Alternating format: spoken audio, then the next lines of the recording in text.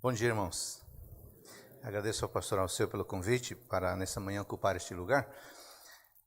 Eu queria não exatamente apresentar um sermão, mas compartilhar com vocês duas preocupações que têm a ver com a estrutura da igreja, com a identidade da igreja para a qual você e eu servimos, e dois temas que têm a ver diretamente com a identidade da nossa igreja, do nosso movimento, a identidade do adventismo.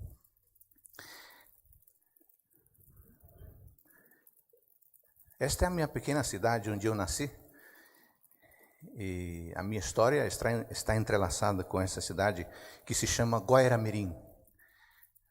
Fica à margem do rio Mamoré. E Guaiara-Mirim, na língua tupi-guarani, significa pequena cachoeira. E de fato há uma cachoeira mesmo descendo o rio ali, à vista ali da pequena cidade. Eu já voltei diversas vezes lá para visitar a minha família. A minha mãe e uma irmã moram nesse lugar. Os demais não moram lá, mas eu morei lá até os 17 anos. E depois, então, eu volto sempre como um visitante. Mas o retorno que eu fiz em 2010 foi, para mim, muito significativo. Porque eu resolvi fazer um tour pela cidade, visitando os lugares que tanto marcaram a minha infância e minha adolescência.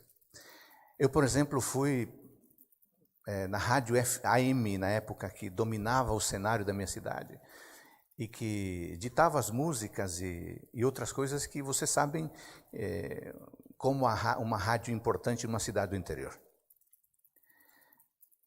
Depois eu fui para o Porto, e quantas vezes eu atravessei esse rio numa voadeira, a mando da minha mãe para comprar coisas.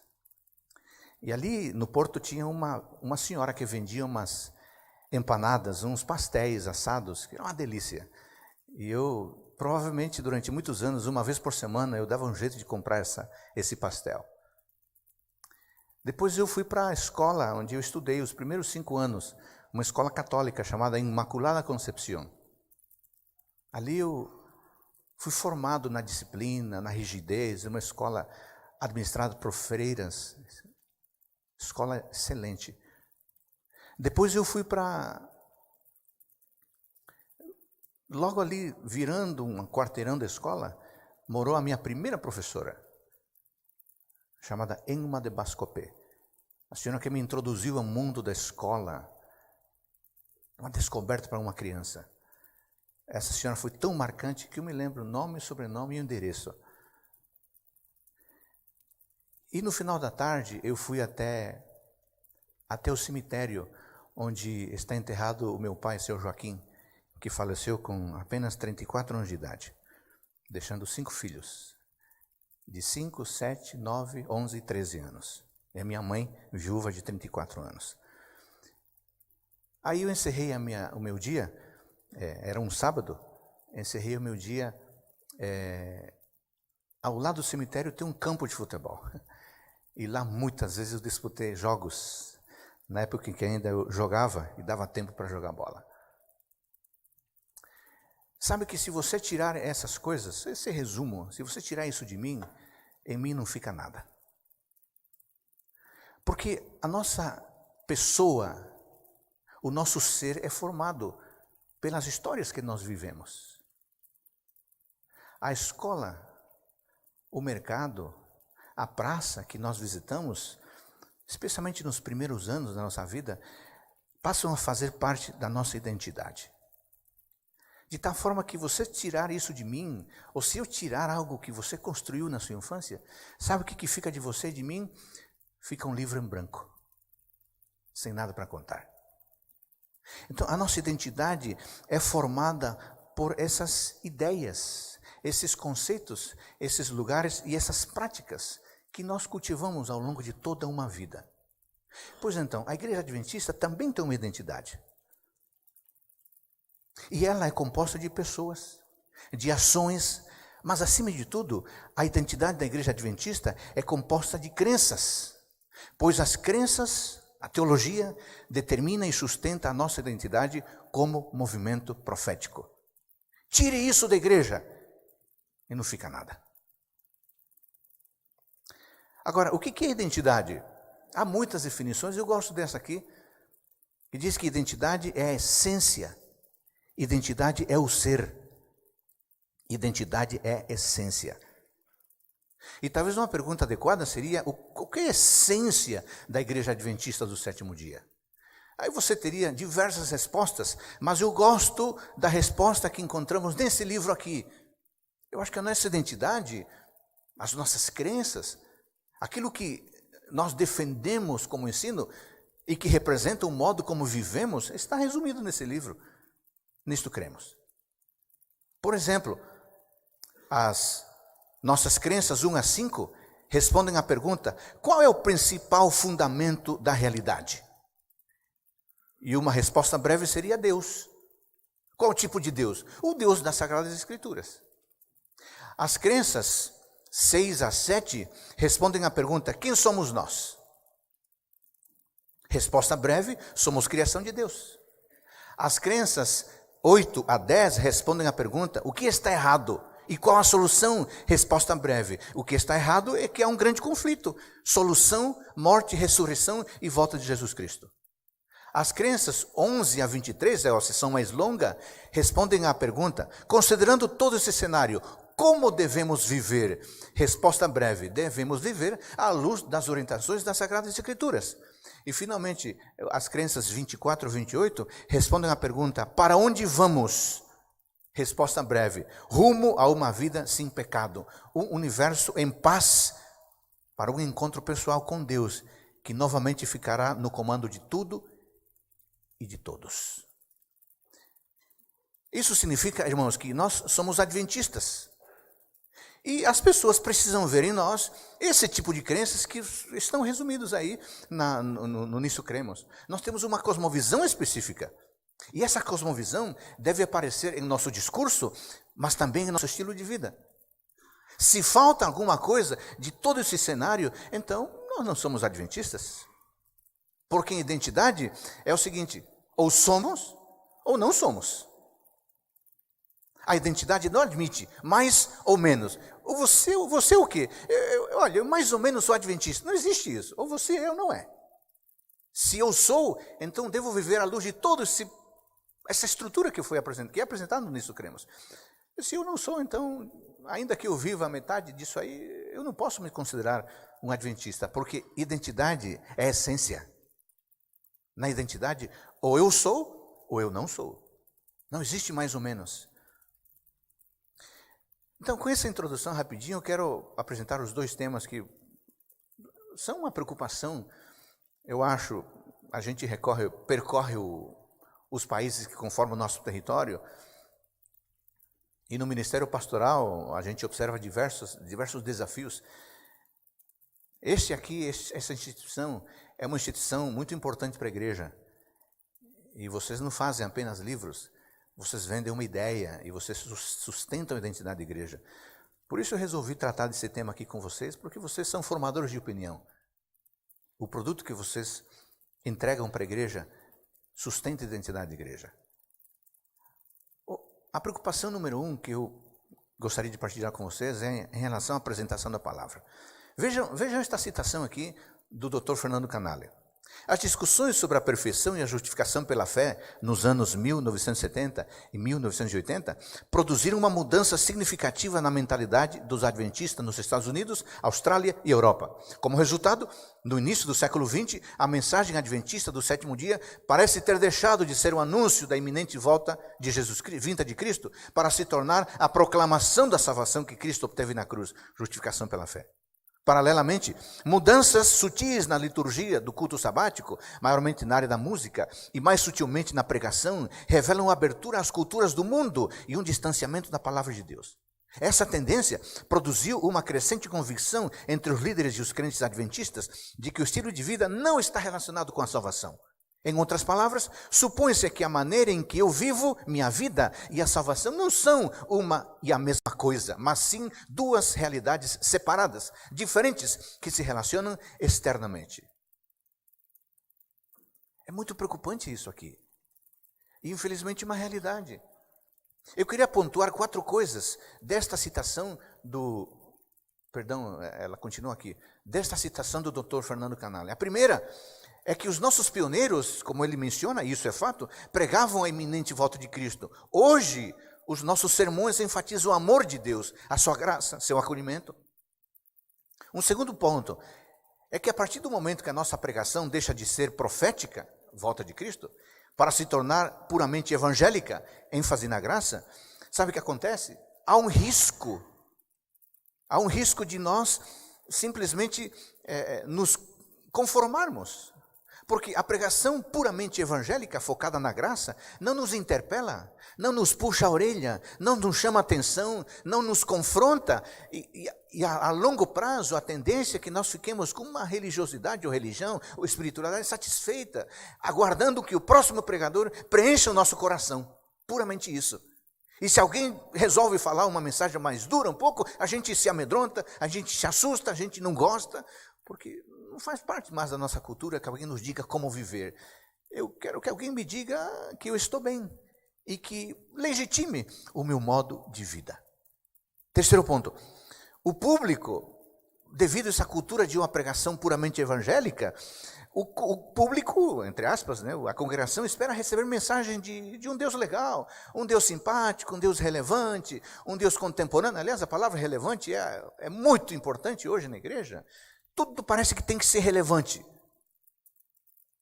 Um Deus que me entende, um Deus que me recebe, um Deus que me dá mais uma chance sempre que eu precisar. E o que eu vou fazer na minha vida? Não interessa o que eu vou fazer na minha vida. Isso que eu vou decidir, sou eu. Ou como alguém disse, é questão de foro íntimo. Ninguém tem que ficar me dizendo como viver. Muito menos o pastor. Ele que pregue, eu escuto, e se eu quiser, faço ou não faço, está tudo certo. E um quarto ponto que me chama a atenção dessa citação do Dr. Canale é que uma mudança de direção começa normalmente por uma mudança de percepção teológica.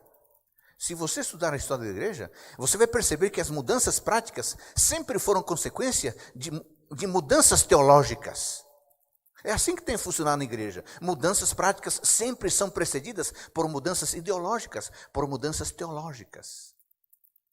A pessoa mudou a sua crença, ela muda seu estilo de vida. Ou muda as bandeiras que defende. E nesse sentido, amigos, eu queria fazer um apelo aqui para vocês.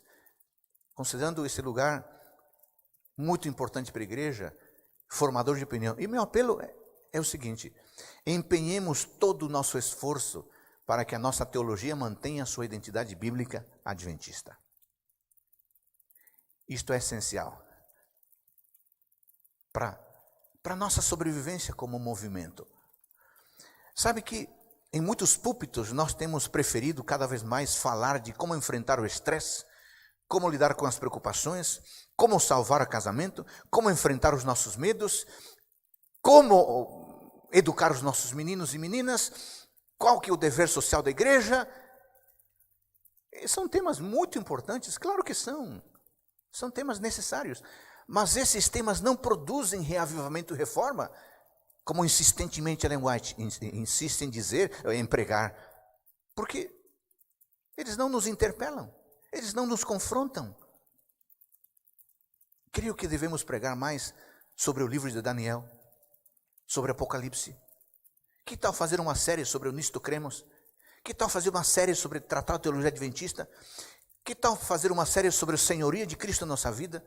Sobre os 10 mandamentos, sobre o nosso envolvimento com a missão, sobre os desafios de seguir a Cristo. Esses temas nos fazem crescer, nos desafiam, nos fazem ver que estamos num ponto e precisamos avançar um pouco mais. O nosso púlpito, e eu sei que muitos de vocês são pregadores, o nosso púlpito precisa exaltar a igreja, precisa exaltar a Bíblia, vertendo em linguagem clara, em linguagem didática, em linguagem atrativa, aquele Deus que nos convoca, que nos interpela, que nos desafia a viver como Ele quer que vivamos, como autênticos discípulos, preparando-nos para a sua breve vinda. Essa é a essência da nossa identidade. Mas, infelizmente, o que acontece, amigos? Não sei o que vocês observam, mas eu tenho observado algumas coisas que deixam a gente triste. Por exemplo, enquanto um pastor evangélico, e eu cito casos reais, não cito os nomes porque não é necessário. Enquanto um pastor evangélico está pregando sobre o nosso dever de obedecer a Deus e viver conforme os seus mandamentos, nós adventistas estamos pregando sobre como lidar com as preocupações. O pastor evangélico está pregando a teologia adventista e o pastor adventista está pregando a teologia evangélica. Enquanto o pastor presbiteriano está pregando para os jovens, num retiro, uma série tremenda de sermões sobre o culto, sobre a adoração e a liturgia bíblica a Deus, baseado em Malaquias, um pastor adventista está pregando no retiro para jovens uma série de sermões sobre como arrumar casamento, como encontrar a profissão dos sonhos e como ser feliz. O pastor presbiteriano está pregando a teologia adventista e o pastor adventista está pregando a teologia social. Tem alguma coisa errada com alguns de nós, enquanto pregadores. E eu acho que o erro é o seguinte: a nossa teologia se está distanciando da identidade bíblica adventista. E só tem um remédio para isso: que pela graça de Deus nos empenhemos com todo esforço e compromisso em voltar às nossas origens. E a segunda preocupação que eu queria partilhar com vocês tem a ver diretamente com o tema da adoração, culto e liturgia. E nesse sentido, amigos, o meu apelo do coração é que, ao querer alcançar as novas gerações, não modifiquemos a compreensão bíblica que a igreja adventista tem sobre adoração, culto e liturgia. É muito importante alcançar as novas gerações. E quem tem filhos e filhas, juvenis, crianças, adolescentes, jovens, sabem como isso é um desafio. Eu mesmo enfrento meus desafios como pai. Eu tenho 2 filhas, uma de 20 anos e outra de 16 anos. As coisas não são tão simples. Então eu não quero ser irresponsável de jogar pedras, porque isso não resolve. Mas eu sou consciente de que nós não podemos mudar toda uma identidade, porque agora temos que alcançar um grupo que, se a gente não mudar tudo, esse grupo não vai entender ou não vai ser alcançado. Não é verdade. Alguém me disse esses tempos atrás, me disse: Adolfo, você não sabe o que significa falar para um grupo de juvenis e adolescentes? Você não tem ideia. Eu pensei: claro que tenho ideia. Eu fui professor fui capelão durante 10 anos. Mas isso foi no passado, hoje é diferente. Sabe que o pastor Lima eu tomei como desafio? O ano passado, eu fui fazer uma semana de oração no IABC. Eu cavei uma semana de oração. Minha filha estuda lá, pensei: será ótimo ficar com ela 10 dias praticamente. E eu vou ver se realmente a gente pregando Bíblia para esses meninos, vou ver se eles não querem escutar a Bíblia. E eu preguei uma série sobre os 10 mandamentos, que é um tema mais duro do que esse. Para garoto de ensino médio, preguei os 10 mandamentos, um por um. Eu fiquei impressionado. Desafiei a meninada a levar um caderno todo dia para o culto, uma caneta e uma Bíblia. Impressionante. Todos os dias eu pedia: cadê a Bíblia? Todo mundo levantava a Bíblia. Cadê o caderno? Todo mundo levantava o caderno. E o pessoal anotando. Eu falei: olha, escrevam. Eu acho que vocês vão aprender muitas coisas essa semana sobre os 10 mandamentos. Foi impressionante. Eu já tenho quase 50 anos. Vou fazer no ano que vem, no início, 50 anos. E eu pensei: olha, há uns 50 aqui, falando para garotada de 14, 15 anos, e não fui, não. Foi muito interessante. Então, esse negócio de que, olha, meninada, para você se pregar para elas, tem que ser um jovem descolado. Não, esse discurso, para mim, realmente não tem efeito nenhum. Por isso, eu gostaria de insistir com isso, amigos. Ao querer alcançar as novas gerações, não modifiquemos a compreensão bíblica da Igreja Adventista sobre adoração, culto e liturgia. Em Atos capítulo 2, permitam-me ler esse texto aqui, nós temos o que muitos consideram o ponto de referência do que a igreja foi e a igreja deveria ser. guardados os devidos contextos, obviamente. Atos 2, 42 a 47, como é que viviam os convertidos naquela época? Esse é um texto extraordinário que merece um estudo à parte, mas aqui eu vou apenas ler esse texto. Atos 2, 42 a 47. E perseveravam na doutrina dos apóstolos e na comunhão, no partir do pão e nas orações. Em cada alma havia temor, e muitos prodígios e sinais eram feitos por intermédio dos apóstolos. Todos os que creram estavam juntos e tinham tudo em comum. Vendiam as suas propriedades e bens, distribuindo o produto entre todos, à medida que alguém tinha necessidade. Diariamente perseveravam, unânimes no templo, partiam pão de casa em casa e tomavam as suas refeições com alegria e singeleza de coração, louvando a Deus e contando com a simpatia de todo o povo. Enquanto isso, acrescentava-lhes o Senhor dia a dia os que iam sendo salvos. Observem, amigos, observem 5 elementos essenciais nesta igreja que formam parte da sua liturgia e da sua adoração, do seu modo de cultuar a Deus. 5 elementos. Primeiro, doutrina. Segundo, oração. Terceiro, comunhão. Quarto, adoração. Quinto, evangelismo. Com a sua costumeira genialidade, C.S. Lewis escreveu, a igreja existe unicamente para atrair homens a Cristo, para fazer deles pequenos cristos. A igreja existe unicamente para atrair homens a Cristo, para fazer deles pequenos cristos. Vocês não acham que a igreja apostólica cumpria essa missão? Fazendo tudo o que está resumido aqui? Viviam as 5 práticas que eu mencionei, estas 5 práticas. Doutrina, oração, comunhão, adoração, evangelismo. Viviam isso intensamente. E qual era o resultado? Eles produziam pequenos cristos. Um movimento frágil se tornou uma potência missionária, com pessoas tão simples e com quase nenhum recurso, comparado a tudo que nós temos hoje. Então, amigos, irmãos, se há alguma igreja, se há algum grupo, se há algum segmento que não está produzindo pequenos cristos, então não está cumprindo a missão. Meramente está entretendo, está distraindo, está divertindo, está fazendo de conta que faz algo, mas na verdade está deixando de fazer o algo para o qual foi chamado. Quando estamos juntos para adorar, o resultado inevitável é que nascem ou se fortalecem pequenos cristos. E para que isto seja verdade, devemos adorar corretamente. Uma das citações mais impressionantes de Ellen White, que trata de adoração, culto e liturgia, é uma onde ela comenta João 4:24, no contexto da conversa de Cristo com a mulher samaritana. Veja a primeira parte dessa citação. Era o desejo de Cristo, erguer os pensamentos de seu ouvinte acima das questões de formas, cerimônias e controvérsias. Não por procurar um monte santo, um templo sagrado, são os homens postos em comunhão com o céu. Religião não é limitar-se a formas e cerimônias exteriores. Sabe que essa citação tem sido usada por adventistas pós-modernos, justamente para dizer, está vendo aí, ó? Você fica falando de culto aí, isso não tem quase nada a ver. Olha o que Jesus falou, religião não é limitar-se a formas e cerimônias exteriores. Calma lá, essa é uma parte da citação. Porque se a gente fica com esse pedaço, dá para construir mesmo uma heresia. Mas a citação completa é esta, ó. Era seu desejo erguer os pensamentos de seu ouvinte acima de questões de formas, cerimônias e controvérsias. A hora vem, disse, e agora é em que os verdadeiros adoradores adorarão o Pai em espírito e em verdade, porque o Pai procura tais que assim o adorem. Deus é espírito, e importa que os que o adorem em espírito e em verdade.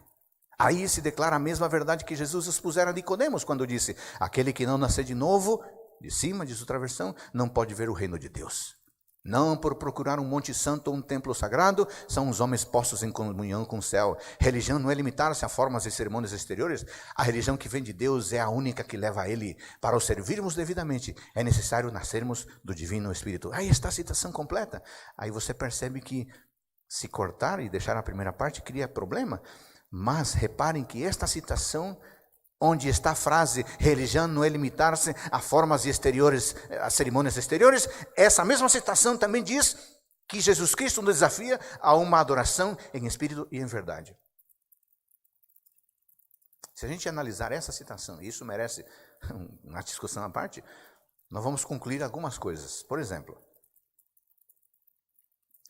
é necessário nascermos do Divino Espírito para que a nossa adoração seja verdadeira. Esse negócio de se reunir numa multidão e começar a num frenesi e achar que isso é adoração, um grupo composto com gente que não teve experiência com o Espírito, como é que você me diz que isso é adoração? Não pode ser.